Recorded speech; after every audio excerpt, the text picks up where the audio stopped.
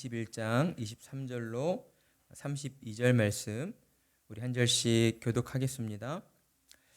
예수께서 성전에 들어가 가르치실새 대제사장들과 백성의 장로들이 나와 이르되 내가 무슨 권위로 이런 일을 하느냐 또 누가 이 권위를 주었느냐.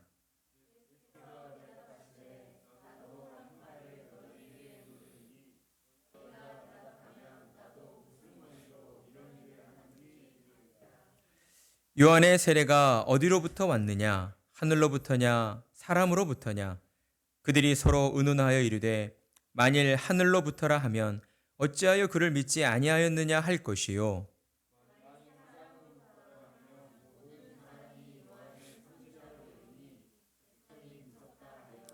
예수께 대답하여 이르되 우리가 알지 못하노라 하니 예수께서 이르시되 나도 무슨 권위로 이런 일을 하는지 너희에게 이르지 아니하리라.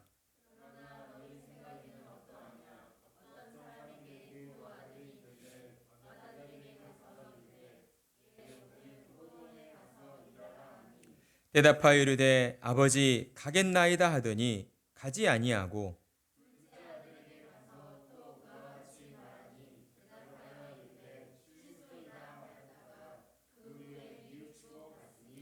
그 둘 중에 누가 아버지의 뜻대로 하였느냐 이르되 둘째 아들이니이다. 예수께서 그들에게 이르시되 내가 진실로 너희에게 이르노니 세리들과 장녀들이 너희보다 먼저 하나님의 나라에 들어가리라. 요한이 의의 도로 너희에게 왔거늘 너희는 그를 믿지 아니하였으되 세리와 장녀는 믿었으며 너희는 이것을 보고도 끝내 뉘우쳐 믿지 아니하였도다. 아멘. 사랑하는 성도 여러분, 여러분은 살아계신 하나님을 믿고 있습니까? 우리는 매일 우리 자신에게 이 같은 질문을 해보아야 합니다. 왜냐하면 오늘날 우리는 하나님의 살아계심을 부인하는 거대한 문화 가운데에 문화 속에서 살아가고 있기 때문이다라는 것입니다. 오늘날 기독교인들을 대적하는 존재들은 사람이 아닙니다. 사람들은 예수님을 믿는다는 이유로 우리를 해코지하지 않는 것이죠. 그런데 어찌된 영문인지 갈수록 예수님을 믿고 살기가 힘들어지는 것 같다라는 겁니다.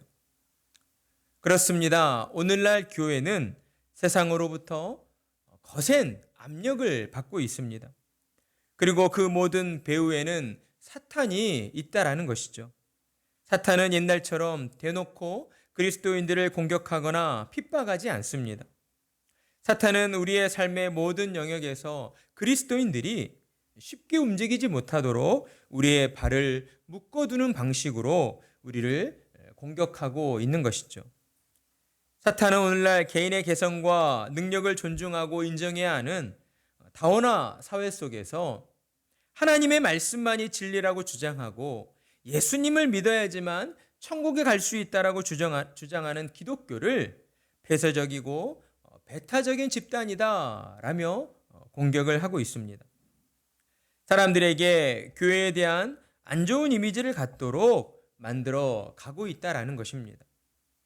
그리고 몇몇 교회들은 사탄의 계략에 동조하는 듯 불난집에 기름을 붓는 격으로 정말 알아서 교회의 민낯을 드러내는 교회들도 있습니다. 그러다 보니 오늘날 건강한 교회들이 피해를 입고 있다는 것이죠.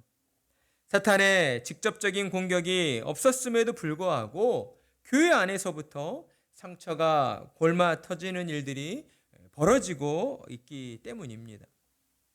이전 세대 때만 해도 사람들은 교회를 바라보며 세상을 조금 더 살기 좋게 만들어주는 그러한 좋은 곳이다라고 하는 이미지가 있었습니다. 그런데 지금은 어떻습니까? 교회가 이제는 더 이상 세상을 이롭게 할 수 있는 그런 집단이 아니다라는 그런 생각을 가지고 있다는 것이죠. 이제는 도리어 교회가 세상의 일들에 대해서 이러한 저러한 간섭만 한다.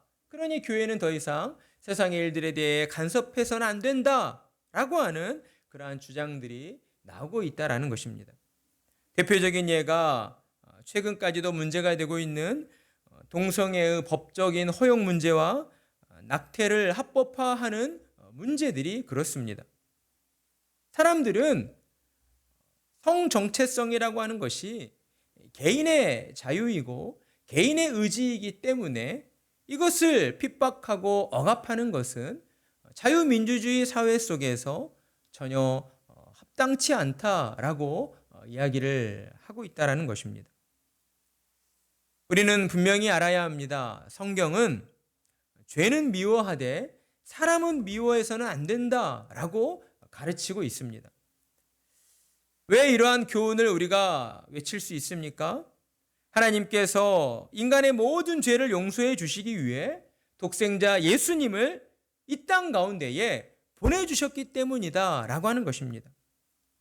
따라서 교회는 하나님의 말씀에 따라서 사람들이 더 이상 죄악 가운데에 빠져 있지 않도록 그들을 막아서는 공동체가 되어야 하는 것입니다. 자신의 영혼이 병들어 있는지조차 모른 채 육신의 쾌락과 즐거움만을 쫓아 살아가는 사람들을 하나님께로 인도해내는 그러한 사랑의 공동체가 되어야 하는 것입니다.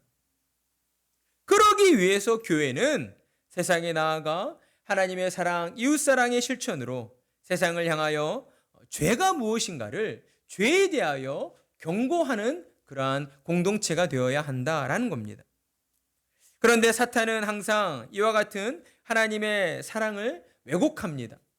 사람들로 하여금 하나님의 사랑을 잘못 이해하도록 왜곡하여 변질시킨다라고 하는 것이죠.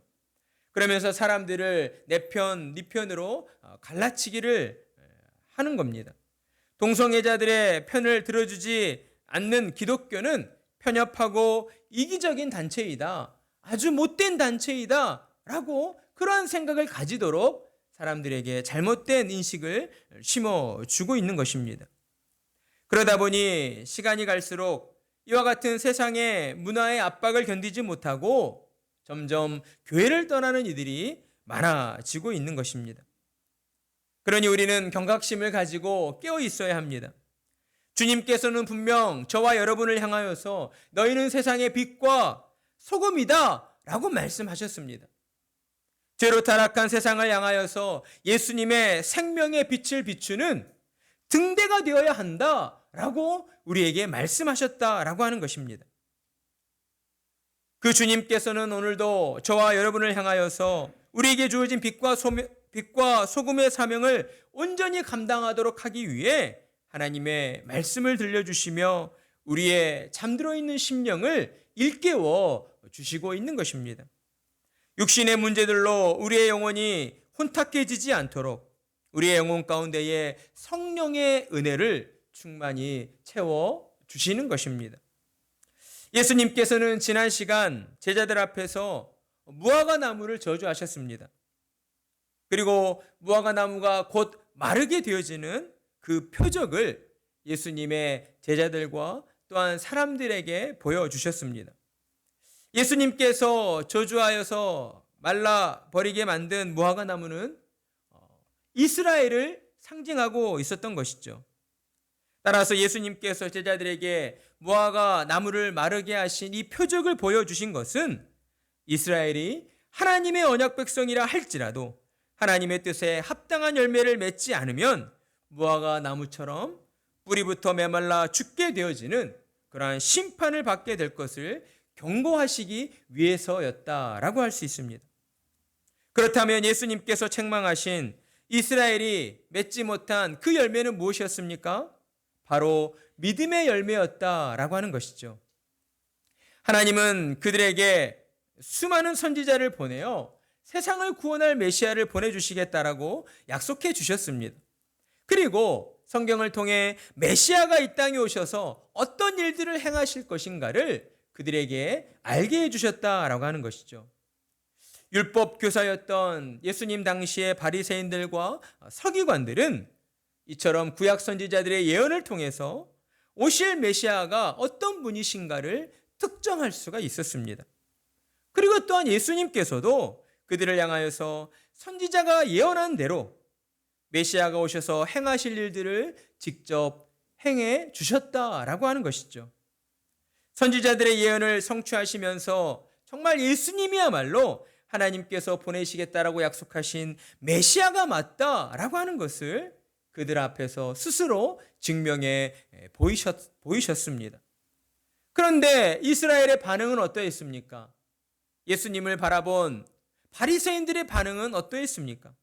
하나님이 보내신 메시아가 아니고서는 이룰 수 없는 그 수많은 이적들을 직접 보았음에도 불구하고 그들은 예수님을 메시아로 믿으려 하지 않았다라는 것입니다. 어떤 이들은 예수님을 이용해 자신들의 욕망을 채우고자 했습니다. 또한 당시 종교 지도자였던 바리새인들과 서기관들은 자신들의 가르침을 부정하고 자신을 다윗의 자손이라고 주장하는 예수님을 어떻게 해서든 죽이려고 했다라고 하는 것입니다. 예수님께서는 성전의 주인으로서 당신의 집에 당신을 죽이려 하는 강도의 무리들이 있음을 알고 계셨습니다. 그런데도 불구하고 예수님은 그들을 피하지 않으셨던 것이죠. 오늘 말씀에서처럼 예수님께서는 도리어 다시 성전으로 들어가서 성전에서 정말 가장 중요하게 행해져야 할 일이 무엇인가를 그들에게 직접 보여주셨습니다. 성전에서 가장 중요하게 행해져야 할 일은 무엇이었습니까? 하나님의 말씀이 가르쳐져야 하는 일이었다라는 것입니다. 예수님께서는 성전은 하나님의 말씀을 듣고 배우며 그로 인해 믿음을 얻고 기도를 통하여서 하나님과 교제하는 곳이다 라고 하는 것을 그들에게 분명하게 가르쳐 주셨습니다. 그리고 또한 예수님은 성전에서 하나님의 말씀을 가르치시면서 영적인 갈급함으로 예수님을 쫓아 하나님의 말씀 듣기를 바라는 수많은 사람들을 위해서 그들에게 하나님의 말씀을 가르쳐 주시고 들려주셨습니다. 그런데 예수님 주변에서 호시탐탐 예수님을 죽일 기회만 엿보고 있던 대제사장들과 장로들은 도리어 이러한 일들을 기회 삼아서 이때다 싶어 예수님 앞에 나와 예수님을 책망하기 시작합니다. 내가 무슨 권위로 말씀을 가르치고 있느냐? 그리고 누가 너에게 성전에서 말씀을 가르칠 권위를 주었느냐라고 따져 묻게 된 것입니다. 그들의 질문은 일반적인 사람으로는 도무지 빠져나갈 구멍이 없는 그런 질문이었습니다. 예수님께서 만약 하나님이 보내신 메시아의 권위로 말씀을 가르치셨다라고 대답하게 되면 그들은 예수님을 신성모독죄로 잡아들이게 될 것이었습니다. 그리고 또한 성전에서 말씀을 가르치는 권위는 대제사장들과 장로들만이 줄 수 있는 권한이었기 때문에 예수님이 어떠한 대답을 한들 이 질문은 예수님을 붙잡아 들일 수 있는 그러한 명백한 명분을 만들어주는 그러한 올가미와 같은 질문이었습니다. 그러나 예수님께서는 그들이 던진 올무에 그들 스스로 빠지게 만드는 하나님의 지혜를 발휘하셨습니다. 예수님의 답변은 하나님의 지혜가 아니고서는 도저히 나올 수 없는 것이었기 때문입니다. 예수님은 그들의 악한 의도를 이미 알고 계셨던 것이죠. 그래서 예수님은 너희가 내 질문에 대답하면 나도 너희의 질문에 대답하겠다라고 말씀하시며 그들이 의도한 바와 똑같은 상황의 질문을 그들에게 던지셨습니다. 마태복음 21장 25절 상반절에서 예수님께서 무엇라 질문하고 계십니까? 요한의 세례가 어디로부터 왔느냐? 하늘로부터냐? 아니면 사람으로부터냐? 예수님의 질문을 듣자 대제사장들과 장로들이 당황하며 의논하기 시작합니다. 예수님의 질문이 예사롭지 않다는 것을 그들이 느꼈기 때문인 것이죠. 그들이 만약 세례 요한이 하늘로부터 왔다라고 대답하면 자신들이 하나님이 보내신 이를 믿지 않은 꼴이 되는 것이었고, 만약 사람으로부터이다라고 대답하게 되면 세례 요한을 선지자로 믿고 따랐던 백성들의 비난과 야유가 빗발치듯 쏟아질 것이 불을 보듯 뻔한 상황이었기 때문이었습니다. 그래서 결국 그들이 내린 결론은 무엇이었습니까? 우리가 알지 못하노라. 그들은 아무것도 알 수 없다, 모른다 라고 대답을 하는 것이었습니다. 그들은 예수님 앞에서 그들 스스로를 속인 채 거짓말을 하고 있었던 것이죠. 이스라엘의 종교 지도자였던 대제사장들과 백성들을 이끄는 장로들이라는 사람들이 자신의 그 알량한 체면과 안위를 지키기 위해서 예수님 앞에서 또한 사람들 앞에서 거짓말을 하고 있었다라는 것입니다. 사랑하는 성도 여러분, 우리는 이들의 모습을 통하여서 우리 자신의 신앙을 돌아보아야 합니다. 교회를 다니고 있다는 것으로 예배를 드리고 하나님 앞에 찬송하고 헌금하고 기도하고 봉사하고 있다는 것으로 우리 스스로 생각할 때에 우리 자신이 이미 이루었다라고 생각하고 있지는 않은지, 종교 생활이라고 하는 매너리즘에 빠져서 하나님의 은혜에 대한 감사와 감격이 식어져 버려 있지는 않은지, 하나님 앞에 나와 예배 드릴 때에 하나님과의 만남보다는 내 자신의 문제가 해결되는 것에만 더 많은 관심을 가지고 하나님을 찾고 있지는 않은지, 우리는 하나님의 말씀 앞에서 또한 우리 자신의 신앙의 상태를 정직하게 점검하고 돌아보아야 하는 것입니다. 그리고 대제사장들과 장로들의 그 모습을 통해서 우리는 사람을 두려워하는 것이 아니라 언제나 하나님을 두려워해야 한다라고 하는 깊은 깨달음을 얻어야 하는 것입니다. 하나님을 두려워하는 마음을 가지고 세상에 나아가 하나님 앞에서와 사람들 앞에서 늘 진실하고 정직한 자로 살아가게 해달라고 우리는 기도해야 한다라는 것입니다. 예수님께서는 스스로를 속인 채 거짓말하는 대제사장들과 장로들의 그 모습을 보면서 마음이 무너져 내리셨습니다. 왜냐하면 그들은 일반적인 사람들이 아니었기 때문입니다. 이스라엘의 대표적인 종교 지도자들이었고 또한 이스라엘 민족들을 이끌어가는 정치 지도자들이었기 때문이었습니다. 하나님의 택한 백성인 이스라엘을 대표하는 사람들이 정말 자신의 그 알량한 자존심 때문에 하나님보다는 사람들을 두려워하는, 그래서 자신들의 그 안위가 걱정되었기 때문에 너무나도 명백하게 드러난 그 진리 앞에서 하나님도 속이고 사람도 속일 수 있다는 그런 생각으로 거짓말을 하고 있었기 때문이었습니다.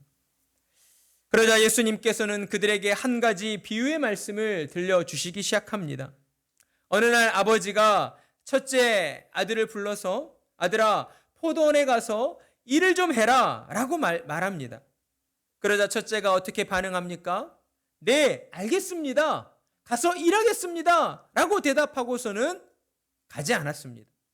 거짓말을 한 것이죠. 그러자 이번에는 아버지가 둘째 아들에게 찾아가서 아들아 포도원에 가서 일을 좀 도와달라 라고 이야기를 합니다. 그러자 둘째 아들이 어떻게 반응합니까? 아버지, 저는 일하기 싫습니다. 아버지 말에 분명하게 싫다고 대답을 합니다. 그런데 그리고 나서 잠시 후에 자신이 잘못했다는 것을 깨닫게 되고 그것을 뉘우치고 아버지의 뜻대로 포도원에 가서 일을 하게 됩니다. 예수님께서 이 비유를 들려주시며 대제사장들과 장로들에게 물어봅니다. 누가 아버지의 뜻대로 행하였느냐? 여러분, 누가 아버지의 뜻대로 행하였습니까? 누가 보아도 둘째 아들이 아버지의 뜻대로 행한 것이었습니다. 비록 처음에는 싫다고 대답하였어도 자신의 잘못을 곧 뉘우치고 포도원에 가서 일한 둘째 아들이 아버지의 뜻대로 행한 아들이었다라고 하는 것입니다. 예수님의 비유에 등장하는 아버지는 하나님을 가리키고 있습니다. 그리고 첫째 아들은 바리새인들을 가리키고 있고 둘째 아들은 세리들과 창녀들을 가리키고 있었다라는 것이죠. 그리고 이어서 예수님께서는 이 비유의 결말에 대하여 너무나도 충격적인 말씀을 들려주십니다. 그것은 세리와 창녀들이 바리새인들보다 먼저 하나님의 나라에 들어갈 것이다 라고 말씀을 하셨기 때문입니다. 예수님의 말씀은 너무나도 충격적인 말씀이었습니다. 여러분, 만약 누군가가 여러분을 향하여서 이런 말을 했다면 세상 가운데에서 예수님을 떠나 교회를 다니지 않고 정말 세상에 그런 나쁜 직업에 종사하면서 사람들을 괴롭히는 그 사람을 가져다가 비교하며 당신보다 저 사람이 먼저 천국에 들어갈 것이 분명합니다라고 누군가가 우리에게 그런 이야기를 하였다면 우리가 그 이야기를 납득할 수가 있었겠습니까? 얼마나 충격적인 말이었겠습니까? 예수님의 말씀이 사람들에게 큰 충격을 줄 수밖에 없었던 것은 예수님께서는 지금 바리새인들을 세리들과 또한 창녀들과 비교하며 말씀을 하셨기 때문이었습니다. 당시에 세리는 이스라엘 민족을 배신한 자들이었습니다. 그래서 유대인들로부터 극도로 혐오를 받는 존재들이었다라는 것이죠. 여러분, 세리가 어떠한 사람인지 알고 있죠? 세금을 걷는 사람들이었습니다.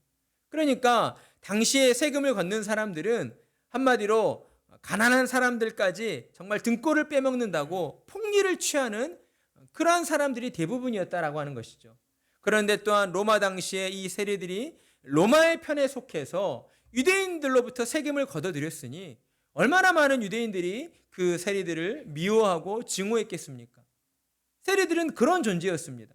그리고 또한 창녀들은 당시에 몸을 파는 일을 하는 여성들로서 유대 사회에서 대표적으로 죄인으로 낙인 찍혀 있던 사람들이었습니다. 그런데 예수님께서 이와 같은 증오의 대상, 저주받은 사람들, 그리고 죄인들로 낙인 찍힌 사람들을 당시의 율법교사요, 종교 지도자로 존경받던 바리새인들과 비교하여 말씀을 하셨다라는 것입니다. 심지어 그들보다도 바리새인들보다 세리와 창녀들이 먼저 하나님의 나라에 들어갈 것이다 라고 확정하여 말씀을 하신 것입니다. 그러니 예수님 앞에 서 있던 대제사장들과 장로들이 얼마나 화가 치밀었겠습니까? 그런데 예수님께서는 오늘 본문의 마지막 32절의 말씀으로 그들의 양심에 비수를 꽂으시며 그들의 그 분노에 찬물을 끼얹으셨습니다. 32절에서 예수님께서 무엇라 말씀하셨습니까? 우리 함께 읽어볼까요? 시작. 요한이 의의 도로 너희에게 왔거늘 너희는 그를 믿지 아니하였으되 너희는 이것을 보고도 끝내 뉘우쳐 믿지 아니하였도다. 아멘. 예수님께서는 왜 세리와 창녀들이 바리새인들보다 먼저 하나님 나라에 들어갈 수밖에 없는가? 그 이유에 대하여 분명하게 말씀해 주시는데 그 이유는 무엇이었습니까? 하나님께서 보내신 세례 요한을 그들이 그토록 저주하고 그들이 그토록 비난하였던 죄인들인 세리와 창녀들은 보고 믿었지만 바리새인들은 그들이 믿고 따르는 것을 보았음에도 불구하고 자신의 잘못들을 뉘우치지도 아니하고 끝내 믿지도 아니하였기 때문이다 라고 말씀을 하신 것입니다. 예수님은 바리새인들의 마음 가운데에 그들이 얼마나 교만한 마음을 품고 있는가를 분명하게 드러내 보여주신 것이었습니다. 그들은 하나님 앞에서조차 나는 하나님도 속일 수 있고 사람도 속일 수 있다라는 그러한 교만한 마음을 품고 있었다라고 하는 것이죠. 그들은 하나님보다 더 높은 위치에 서서 나 정도 이러한 종교심을 가지고 이렇게 날마다 하나님을 예배하고 하나님 앞에 금식하고 기도하는 사람이라고 한다면 내가 하나님 나라에 들어가는 것은 마땅하지 아니하겠느냐? 하나님께서 내게 상을 주시지 않는다면 그런 하나님은 하나님이 아니시다라고 하는 그러한 교만한 마음을 가지고 하나님과 사람들 앞에 서 있었다라고 하는 것입니다. 예수님은 이러한 바리새인들의 그 민낯을 말씀을 통하여 온 천하에 낱낱이 드러내 주시며 결국 하나님 앞에 회개하지 않는 심령, 하나님 앞에 자신의 잘못을 뉘우치지 아니하고 예수님을 온전히 믿지 못한 그 심령들은 결국에는 하나님께 심판을 받아 메말라 버린 무화과 나무처럼 그렇게 멸망하게 될 것임을 그들에게 강력하게 경고하시고 있다라고 하는 것입니다. 예수님께서는 오늘 말씀을 통하여 우리에게 매우 중요한 교훈을 남겨주시고 있습니다. 그것은 믿음이란 과연 무엇인가에 대한 것입니다. 여러분, 우리는 보통 믿음을 생각할 때에 조금은 추상적이고 관념적인 것으로만 생각하기가 쉽습니다. 그런데 예수님께서는 오늘 우리에게 한 비유의 말씀을 통하여서 믿음은 행동하는 것이다 라고 하는 것을 분명하게 깨우쳐주고 있다라고 하는 것입니다. 여러분, 하나님을 믿는 사람, 하나님을 믿어서 하나님 나라에 들어가게 되는 사람은 하나님의 뜻이 옳습니다, 하나님의 말씀이 맞습니다, 이렇게 시인하며 하나님 앞에서 공손하게 예를 갖추는 사람이 아니다라고 하는 것입니다. 어떠한 사람이 하나님을 믿는 사람입니까? 어떠한 사람이 하나님을 믿어서 하나님의 나라에 들어가게 되는 것입니까? 하나님을 믿기 때문에 하나님의 뜻에 순종하면서 행동하는 사람, 하나님의 말씀에 순종하여 행동하는 사람, 하나님의 말씀을 지키는 사람이 하나님을 믿는 사람이고 하나님의 나라에 들어가게 되는 사람이다라고 하는 것입니다. 예수님께서 오늘의 말씀을 교훈을 통해 특별히 또한 우리에게 구체적으로 가르쳐 주시고 있는 것은 하나님을 믿고 하나님의 뜻에 순종하여 행동한다라고 하는 것은 무엇인가? 자신의 잘못을 뉘우치고 회개하는 것이다 라고 하는 것을 우리에게 가르쳐 주고 있는 것입니다. 여러분, 우리가 늘 기억해야 합니다. 우리는 이 땅을 사는 동안 늘 하나님 앞에 나와 믿음을 가지고 하나님 앞에 회개를 드려야 합니다. 여러분, 회개하지 않는 심령은 하나님이 기뻐하실 수 없는 심령입니다. 여러분, 우리는 이 땅 가운데에서 완전히 선자가 아니기 때문인 것이죠.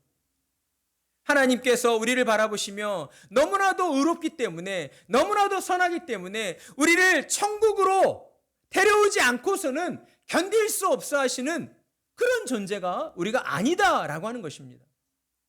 우리는 그저 하나님의 은혜로 말미암아 이신칭의의 믿음으로 말미암아 예수 그리스도를 통하여 하나님 앞에서 의롭다 여김을 받게 된 자들이다 라고 하는 사실을 우리는 반드시 기억해야 한다라고 하는 것입니다. 그렇기 때문에 하나님의 은혜가 복음인 것입니다. 이 세상 가운데에서 어떠한 죄를 지었다 할지라도 하나님 앞에 나와 자신의 잘못을 뉘우치고 회개하는 사람이라면 그 사람은 누구나 다 하나님 나라 천국에 들어갈 수 있게 되는 것입니다. 오늘의 교훈은 특별히 이미 예수님을 믿어 구원을 얻었다 생각하는 신자들이 더욱 새겨들여야 하는 교훈일 것입니다. 왜냐하면 오늘날 열심을 내어 교회를 다니는 성도들 가운데에 스스로를 생각할 때 나 정도면 충분히 의롭지 않나 라고 생각하며 회개할 필요를 전혀 느끼지 못하는 성도들이 참 많이 존재하고 있기 때문이다라는 겁니다. 그러니 우리는 주님의 말씀을 새겨들어야 합니다. 여러분, 신앙생활은 믿음으로써 끝나는 것이 아닙니다. 참된 신앙은 언제나 회개를 동반하게 되어 있다라고 하는 것이죠. 왜냐하면 참된 믿음을 가진 성도는 늘 하나님의 말씀 앞에서 우리 자신이 얼마나 불경건하고 얼마나 연약하고 우리 스스로가 하나님의 말씀에 온전히 순종하고자 하는 그 의지와 노력조차 제대로 갖지 못하는 그러한 죄인들이라고 하는 것을 우리가 매일매일 느끼고 확인하며 살아가고 있기 때문입니다. 그러니 우리는 주님의 말씀 앞으로 나와 하나님의 말씀을 더 집중하여 경청해야 하는 것입니다. 주님의 말씀에 따라서 우리의 모든 삶이 하나님의 뜻대로 순종하는 삶, 하나님의 말씀을 지키고 그 하나님의 말씀이 우리의 삶을 통하여 드러나지는 삶을 살아가도록 우리가 애쓰고 노력해야 한다라는 것입니다. 주님은 우리에게 야고보서 2장의 말씀을 통하여서 행함이 없는 믿음은 죽은 믿음이다 라고 말씀하셨습니다. 그러면 어떻게 해야 합니까?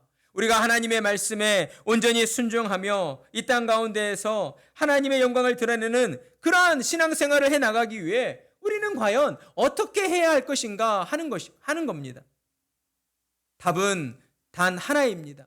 그것은 바로 예수님을 우리가 온전히 바라보아야 한다라고 하는 것이죠. 예수님께서 나를 위하여 어떠한 고생을 하셨고 어떠한 고난과 어떠한 아픔을 참아내셨는가를 우리가 더 깊이 묵상하고 생각해야 한다라고 하는 것입니다.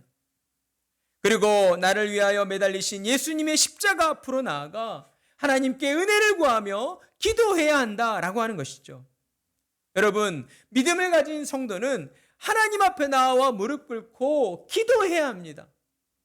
우리의 삶의 모든 일들을 두고 무엇보다도 하나님 앞에 회개함으로 기도해야 한다라고 하는 것입니다.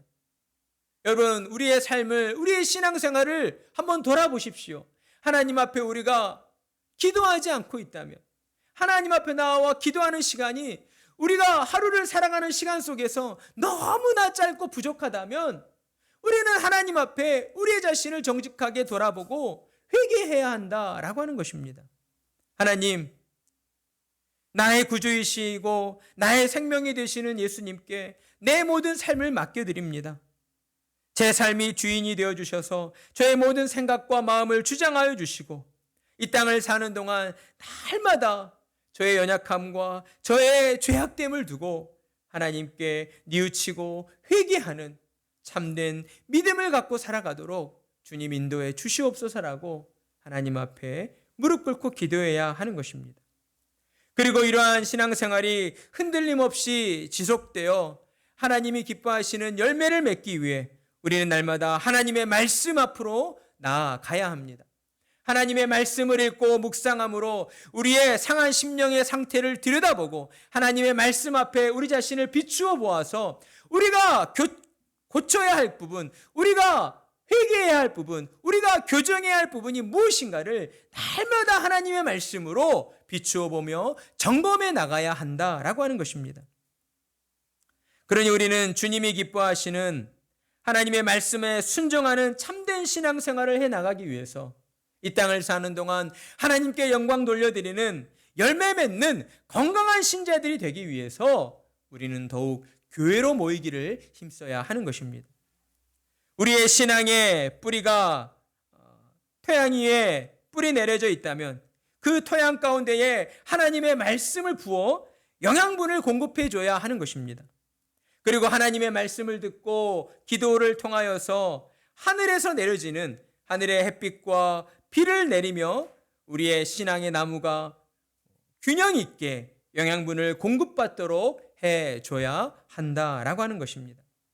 그렇게 할 때에 우리의 신앙의 나무는 균형을 잃지 않고 건강을 잃지 않고 이 땅을 사는 동안 하나님이 기뻐하시는 성령의 열매를 더 많이 맺으며 자라가게 되는 것입니다. 사랑하는 성도 여러분, 오늘 말씀을 통하여 반드시 기억하셔야 합니다. 믿음은 하나님의 뜻대로 행하는 것입니다. 아버지께서는 우리에게 포도원에 가서 일하라 라고 말씀하셨습니다. 그러니 우리는 이 땅을 사는 동안 하나님의 뜻에 따라서 우리가 살아가는 이 세상으로 나아가 예수 그리스도의 복음을 전하며 그들로 말미암아 하나님 앞으로 나오도록 그들을 하나님께로 인도하는 그 일들에 수고하고 땀 흘리는 자들이 되어야 하는 것입니다. 우리가 이 땅 가운데에 하나님의 뜻에 따라서 일하며 살아갈 때 비록 수고하고 땀 흘려야 하는 고생이 있겠지만 그 모든 고생들은 하나님의 뜻대로 이루어지는 고생이니만큼 하나님께서는 분명 우리에게 이 땅을 사는 동안 하늘의 상급을 베풀어 주시고 우리가 기도하는 모든 기도의 제목들이 하나님의 은혜 가운데에 이루어지게 되는 그러한 형통함의 복을 우리에게 더하여 주실 것입니다. 그러한 하나님의 은혜를 기억하시면서 날마다 하나님의 말씀에 순종하며 하나님의 뜻대로 행동하며 나아가는 참된 믿음의 성도들이 되시기를 간절한 마음으로 축복합니다.